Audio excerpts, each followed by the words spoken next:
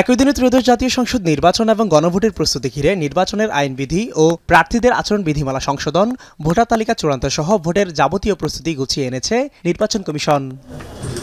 এ অবস্থায় তফসিলের মধ্য দিয়ে অপেক্ষা যখন ভোটের ক্ষণ গণনার, তখন আগামী 10 ডিসেম্বর রাষ্ট্রপতির সাথে সাক্ষাতে বঙ্গভবনে যাচ্ছেন নাসিরউদ্দিন নেতৃত্বাধীন কমিশন। একই দিন দেশবাসীকে ভোটের সময়সূচি জানাতে জাতির উদ্দেশ্যে সিইসি দেয়া ভাষণ রেকর্ডের জন্য বাংলাদেশ টেলিভিশন এবং বাংলাদেশ বেতারকে আমন্ত্রণ জানিয়ে চিঠি দিয়েছে ইসি। বাংলাদেশ টেলিভিশন এবং বাংলাদেশ বেতারে একটা ভাষণ রেকর্ড করবেন। এখন রেকর্ডের বিষয়বস্তুটা এবং সময়টা এটা স্যার নির্ধারণ করবেন।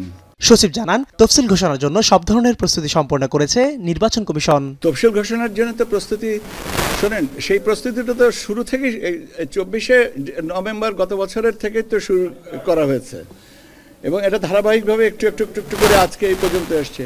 যখনই নতুন কোনো কিছু আসছে তখন বলা হচ্ছে। সিভিল সার্ভিসের কথা জিজ্ঞেস করেছিলেন, তারা এসে আমাদেরকে জানিয়ে গেছে যে সিভিল সার্ভিস অ্যাসোসিয়েশন থেকে যে যতটুকু সহযোগিতা প্রয়োজন তার থেকে বেশি ছাড়া কম করা হবে না।